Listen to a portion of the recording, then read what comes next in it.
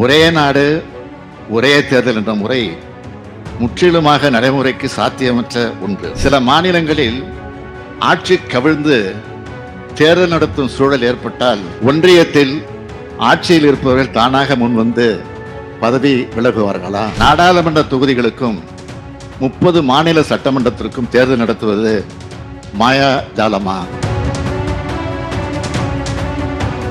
மாண்புமிகு பேரவைத் தலைவர் அவர்களே,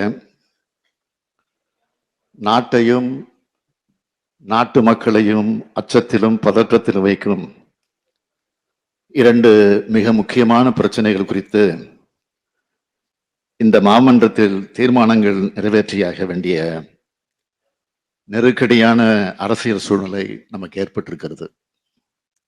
ஒன்று, ஒரே நாடு ஒரே தேர்தல் என்கிற மிக மோசமான எதேச்சதிகார எண்ணமாகும்.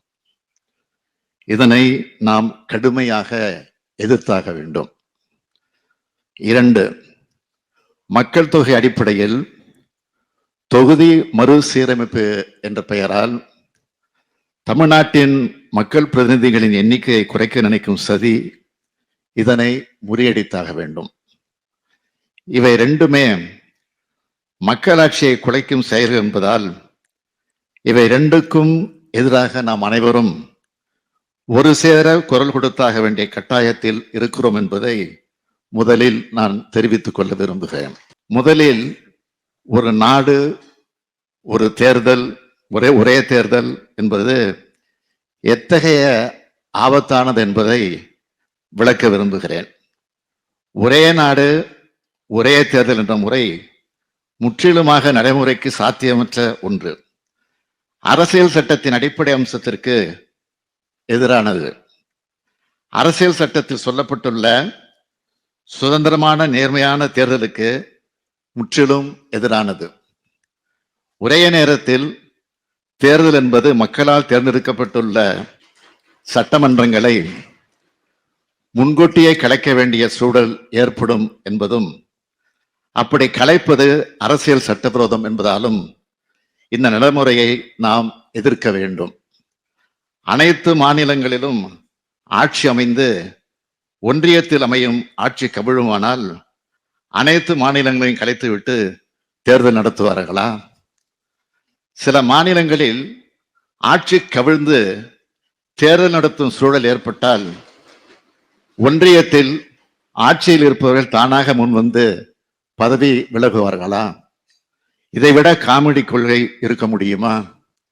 நாடாளுமன்ற சட்டமன்றத்திற்கு மட்டுமல்ல, உள்ளாட்சி அமைப்புகளுக்கும் ஒரே நேரத்தில் தேர்தல் நடத்துவது சாத்தியமா?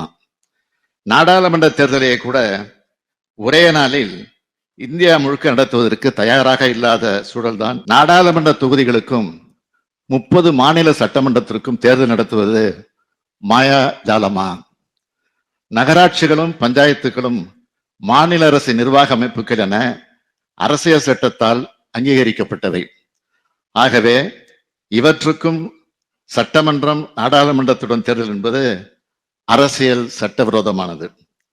உள்ளாட்சி தேர்தல் முழுக்க முழுக்க மாநில அரசின் நிர்வாக கட்டுப்பாட்டில் இருப்பதாகும். அதற்கும் சேர்த்து தேர்தல் நடத்த போவதாக சொல்வது மாநில உரிமைகளை பறிப்பதாகும்.